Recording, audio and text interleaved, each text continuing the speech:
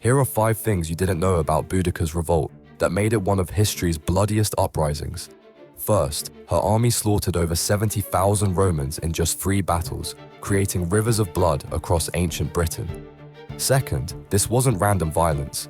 Roman soldiers had publicly flogged Boudicca and raped her daughters as punishment when her husband left his kingdom to Rome in his will.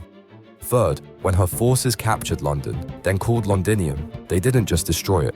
They tortured every single Roman civilian they found, leaving the city in complete ruins. Fourth, Boudicca used terror as a weapon. She ordered Roman heads to be cut off and displayed on spikes throughout her territory, sending a clear message to any who opposed her. Fifth, over 100,000 Celtic warriors from multiple tribes joined her army of revenge.